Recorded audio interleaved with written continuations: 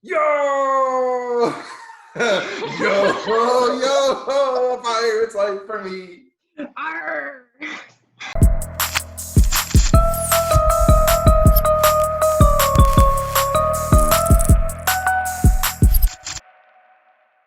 Yo!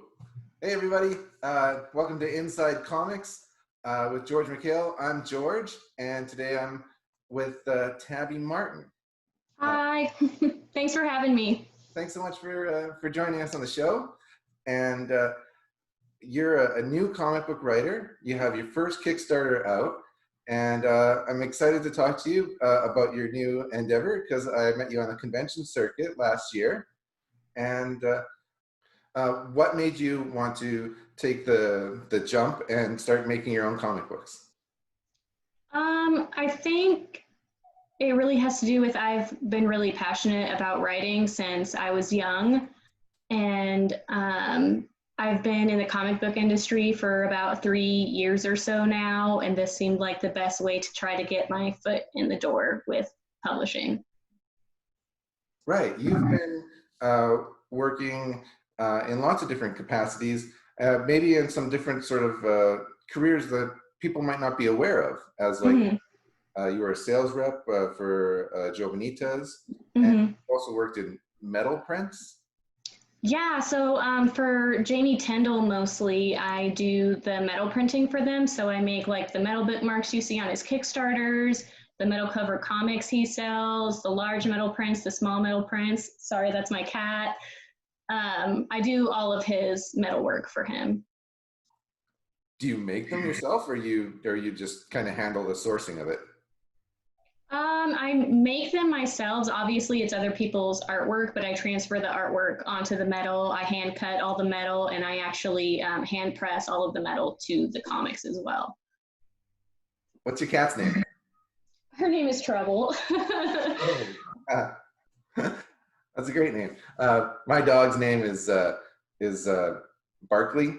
I asked. That's so cute. I asked my wife if we could call him Charles Barkley, and she's like, "Well, you can call him Charles Barkley, but." So, I will also call him Charles Barkley because that's amazing. Yes. Well, when he's in trouble, he's Charles Barkley. His full name. Do I need to move her, or is she okay? No, she's great. She's great. Okay. So you were on the convention circuit. How many cons did you do last year? I usually average about 25 shows a year, but I've been doing Joe shows for about 2 years now, and then before that, I did a little bit of Jamie shows as well. And how sick of being asked if you drew that? I usually say, like, you know, I wish I could draw like that, and then I just kind of give them tidbits about Joe or Jamie or whatever seems appropriate at the time. Wow, so basically every other week you're on the road. Yeah. These different There shows. was 1 month where I wasn't home, like, at all. Wow. And do you have like a favorite city to visit? I have a few. Portland is definitely one of them. New York is one of my favorite shows of the year. I do like going back to Texas because that's where I'm from, so I can also visit family and stuff like that too. And your book takes place in Portland. Correct. Yeah. Yeah, it's such a fun city. I think their motto is like, "We're weird." Oh, I'm not sure if that's Portland. I know that's Austin. No, they're weird too. Oh, well, sure. I mean. So. And why did you choose to set your book in there? Because you know, it deals with witchcraft, and so you know, some people might think like the obvious would be to set it in like Salem or something like that, but you set it in Portland.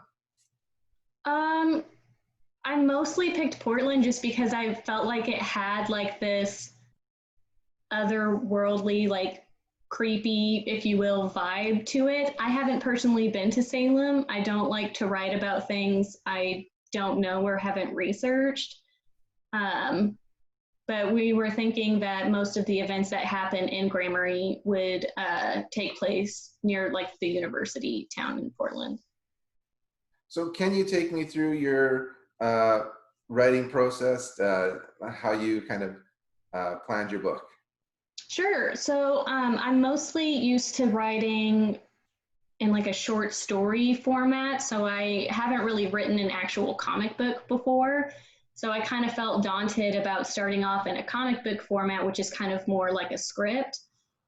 So I actually wrote the whole story from start to finish in kind of like a novella type of format. And then I got with Javier and he and I collaborated on, okay, this part is going in the first issue, this part is going in the issue after that, and so on and so forth. Okay. So, how many parts do you envision this series being? I think it has potential to be maybe around 5 comics. I think I have enough content for about 4 right now, but after the editing processes are done, it kind of is more lengthy. And then I do want to do a prequel series focusing on a couple other characters that haven't been mentioned yet. Give us the elevator pitch of for your book.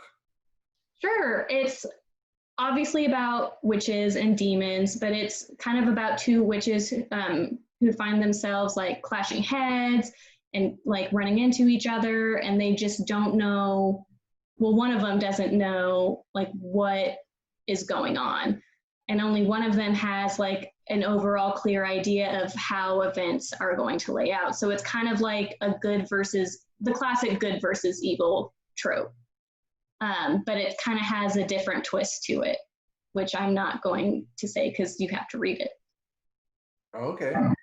So you've got an inexperienced newer witch, and then kind of a veteran character, Mm-hmm. and then who's a mentor or an opponent? She's an opponent. She's an opponent. Okay. Yes. And then on your cover, you have 3 characters on it. The wraparound cover. It's a beautiful cover. Who's the other character? The other character is Steigel. He is a demon that Bronwyn, the girl with the black hair, serves. Okay. Yeah, so it's kind of culty as well. That sounds super spooky, man. And so you got female protagonists, you got demons, you got witchcraft. It sounds like a lot of fun. Cool. And what made you want to do like a supernatural story? I have always kind of liked the spooky, creepy stuff. I'm a huge fan of true crime and occult things, so it kind of felt natural to go in that direction. I actually got the idea from a dream I had, which is funny because the main character I thought it was going to be about is actually kind of more of a side character now, because Bronwyn, one of the leads, just kind of pushed her way into the story, and I think you'll be able to understand why once you read it. Wow, so that's interesting. So it started off as a dream, and then you read it as you wrote it as a novella, and then you adapted that into a comic book format with your artist and kind of co-writer on that. Yeah. And now you have your first comic. How far along is it? How many pages have you completed as far as the artwork? For completion, right now, I think we're around 4 pages. We're kind of waiting to see how the Kickstarter goes because obviously I have to pay Javier for that. So I don't want to have to do a whole bunch of work and it potentially not happen. Well, you're 63% of the way there. It looks like you're going to win. Yeah, we have about, I think, 2.5 weeks left on it. Yeah, I think you should get them going on it. It looks like an awesome book. And I know that with your Kickstarter that is live right now, you've got different types of reward tiers. You have variant covers, one by Jamie Tyndall. And then you also have metal covers, which I think are super cool. I've never done a metal cover myself.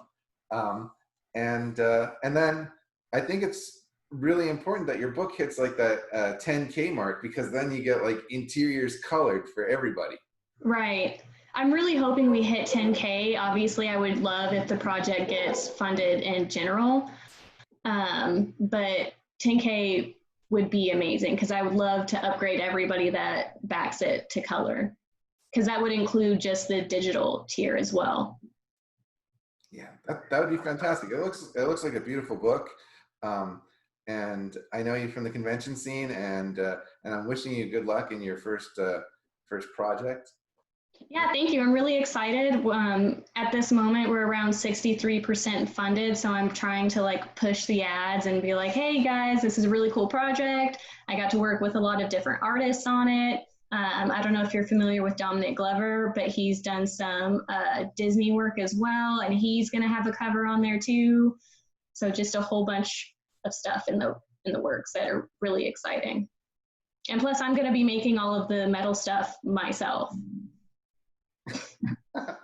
I know that so many people in the industry have met you, and so many people at conventions throughout the years. So I hope that everyone will come in and support your project. It looks super cool.